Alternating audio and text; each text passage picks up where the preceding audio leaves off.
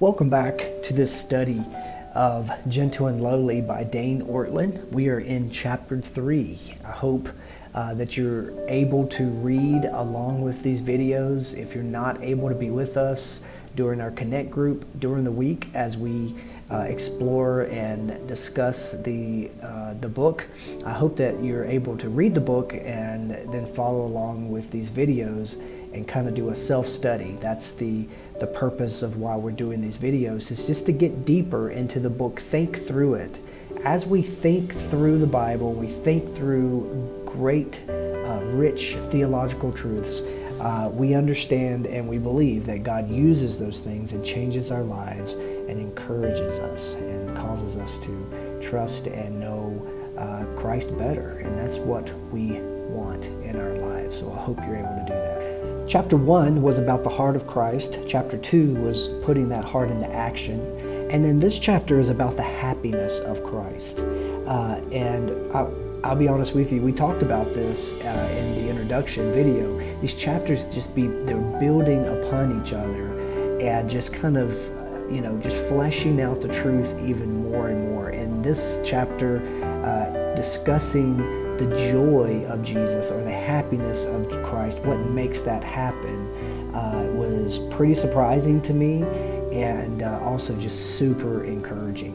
So let's get to the question. The question is, before approaching this chapter, chapter 3, how would you have answered the question, what makes Jesus happy? Has this chapter changed your answer in any way? So this is found on page 35. The question is asked of, what makes Jesus happy, or what is his joy? And he mentions in this chapter that could be answered in a lot of ways. With all those things being said, he says there's one equally biblical truth that is more easily sidelined about what brings Christ joy. And he finishes a quote by Thomas Goodwin that he says in his sentence that Christ's own joy or comfort and happiness and glory are increased and enlarged by his showing grace and mercy and pardoning, relieving, and comforting his members here on earth. Now, that is just a profound statement, and one that I feel like we need to stop and kind of break down. So many times we form God to be what we want him to be in our minds. Really, that's idolatry. That's us making up a God. We want the Bible to form who God is and who Jesus is. And so what Goodwin is saying here, we're going to be looking at some passages and referencing some Bible verses in just a second.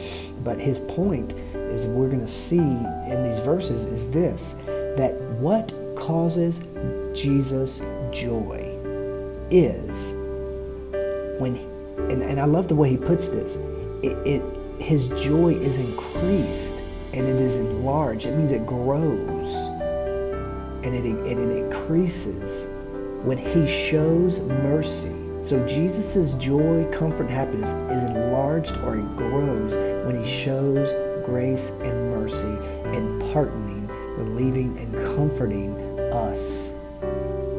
That's a great truth that I think so many times we just overlook or we forget about. And we make God out to be this person that, maybe we'll receive forgiveness because we're sinners, but is he really happy to do that for us? And the answer is yes.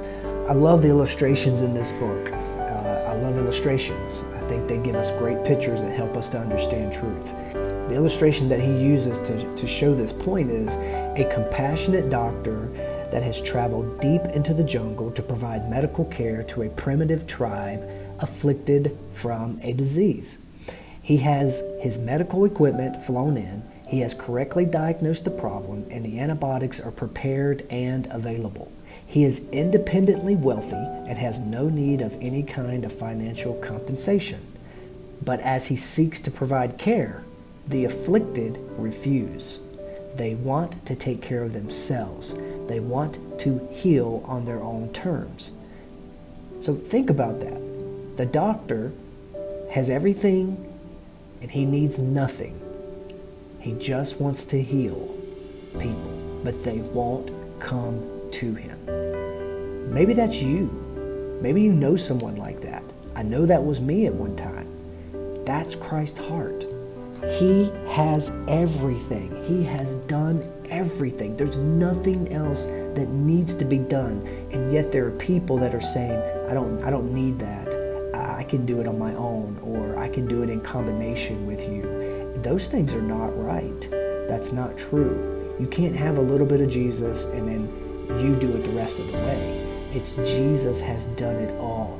He is the one, as this compassionate doctor that has the medical equipment.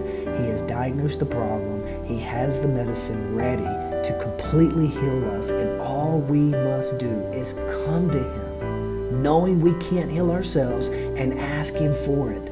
Come to him. And then think about this. To finish this illustration, he says, but what about if a few brave young men step forward to receive the care being freely provided? What does the doctor feel? He feels joy. His joy is increased to the degree that the sick come to him for help and healing. It's the whole reason he came. But think about it. That's what Jesus is. His joy is he wants people to come. And when they come, he receives this joy in his heart. He's longing to see people forgiven. I love this quote. He says, this is on page 36, it says, he does not get flustered and frustrated when we come to him for fresh forgiveness, for renewed pardon, with distress and need and emptiness. That's the whole point. It's what he came to heal. He went down into the horror of death and plunged out through the other side in order to provide a limitless supply of mercy and grace to his people. So here's the thing. We could say that, yes, Jesus forgives us initially. You know, when we come to him that very first time and we recognize we're sinners and he forgives us, and then we get this thought process that happens in our hearts that, okay, now we're forgiven and we're supposed to do what's right. We're supposed to get it all together. And we shouldn't need forgiveness again because he forgave us, you know, the first time, and we shouldn't sin again, and we shouldn't need him. But that is not true. We're going to fail constantly, and we need his grace every day. And we think, well, I need it, and he just keeps forgiving me, and does he really get frustrated and flustered because I need forgiveness again, and I need his spirit again, and I need to be restored again, and I failed again in this matter of my life? We get that way. I get that way. Here's what he's saying. No. Jesus knows who we are. He knows that we're sinners, and that's why he came and completed the work. Not just for our initial forgiveness when we came to him, but for every sin, past, present, and future. He wants to renew us. He wants to give us fresh forgiveness. He wants to fill us when we're empty. And he has limitless supply. He can do it. So come to him and don't feel that way. You can have rest because that's what he is offering you. He gives a quote again from Thomas Goodwin, and he says, you know, here is the translation, because a lot of times, and you may be finding this as you're reading the book, these Puritans lived in, the 1500s, the 1600s, and sometimes they can be a little hard to understand the English, and so he translates what he's saying here. I encourage you to go read the quote. He says, though, here's the translation: when you come to Christ for mercy and love and help in your anguish and your perplexity and in your sinfulness, you are going with the flow of his own deepest wishes, not against them. We think when we sin, when we're perplexed, when we're in anguish, that we're going against Christ and his will for us, that we ought to have it all figured out.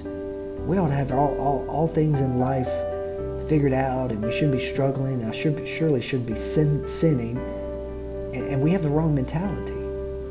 Jesus knows, and when we're coming to him and we're perplexed and we're sinful and we're asking for forgiveness fresh and anew, then we are going with the flow of his deepest wishes, not against them.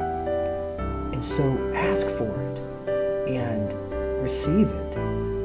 And just think through all of the beautiful ramifications of Christ doing the work for you. We're not going to get to heaven because we are doing anything. We're going to get to heaven because he has done everything.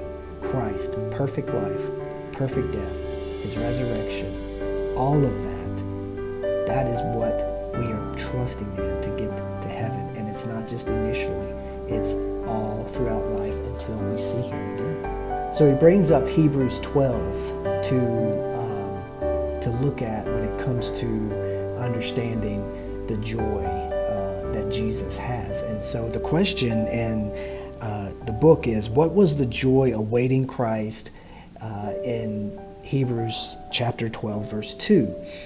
Hebrews chapter 12, verse 2 says that that we are to look to Jesus. He is the founder and the perfecter of our faith, who for the joy that was set before him endured the cross, despising the shame, and is seated at the right hand of the throne of God.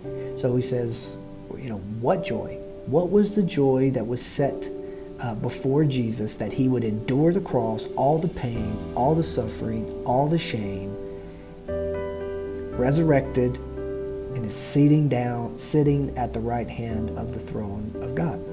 And the answer, found again on page 38, is the joy of seeing his people forgiven. You ever thought about that?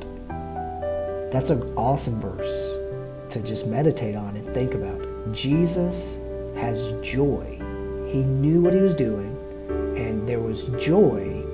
The joy that he knew was going to happen for the forgiveness of his people is what drove him to endure the cross, despising the shame, and he is now sitting at the right hand of the throne of God. It is finished, and he is enjoying the fruit of his labor, which is the forgiveness of his people as they trust him on a daily basis for that fresh forgiveness, to be cleansed of sin and to be created more in the image of Christ each day as we trust him. That's his work that he does in us. And when we fail, and we will fail, and we do fail, we go back for that forgiveness, because nothing is based off of our works.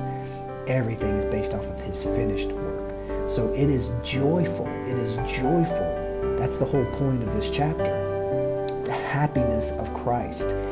He goes on to say on page 39, remember the whole point of Hebrews. Jesus is the high priest to end all high priests, who has made the final atoning sacrifice to completely cover the sins of his people, so that they are provided for to the uttermost. That's Hebrews 7:25. And remember what the writer means when he speaks of Jesus sitting down at God's right hand. It means it's finished. It means that he has done everything that he needs to do. So he quotes some verses here. Hebrews 1:3. After making purifications of sins, he sat down at the right hand of the Majesty on high. Hebrews 8:1. Now the point in what we are saying is this. We have such a high priest, one who is seated at the right hand of the throne of the Majesty in heaven. And then he mentions Hebrews 10:12. But when Christ had offered for all time a single sacrifice for sins, he sat down at the right hand of God. And so he mentions here, he says, in all these texts, Jesus sitting at God's right hand is associated with his priestly atoning work. The priest was the bridge between God and humanity. He reconnected heaven and earth. It was the sacrifice of Jesus that brought us to heaven, to be reconnected with God, and it's finished and it's done, and it's that work by our high priest that we are trusting in, and then understanding a deeper truth that it is the joy of Jesus. It brings him happiness, it brings him joy when we come to him and receive this rest, this grace, this forgiveness of sins based off of what he came to earth to do. So that's what we want to be trusting in.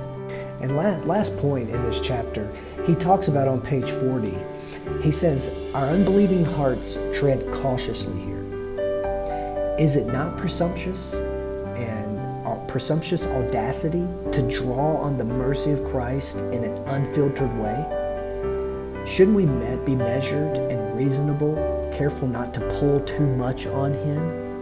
This is how he answers that. Would a father with a suffocating child want his child to draw on the oxygen tank in a measured, reasonable way? No. If you had a child that you knew were deprived of oxygen and you had an oxygen tank, you would not want to give that child the oxygen and say, just take a little bit here, a little bit there. You would be telling that child to drink, to breathe all of that oxygen in. And the only way you would try to deprive him of something if you had a limited amount of it, because you want to spare it. And illustrations break down, right? But Jesus, that's the point. He's limitless. His grace is infinite. There is no amount and it's going away. It's forever. And His joy, it brings Him joy for you to come to Him and to receive that grace and receive that forgiveness. So don't shy away. The other way is, I'm not going to go to Him because I just went to Him and I got to go to Him again. No, He wants you to come to Him, and He wants you to receive His grace. As a child, we would want a child to receive the oxygen from an oxygen tank. And then I want us to think through this because Jesus knows everything about us, because He loves us the way we are, because He loves the socially awkward, He loves the unexcusable, He loves the sinner, He draws to the sinner. So when we experience this grace, we see how Jesus loves us, we ought to love others that way. And really, when we experience this grace and this forgiveness, that's the church. That's us coming together and being able to love and support and remind each other of these truths. And that's what we at Arch City are wanting to do. We're just coming together, and Arch City Church is not a museum for saints to come and show off how good they are.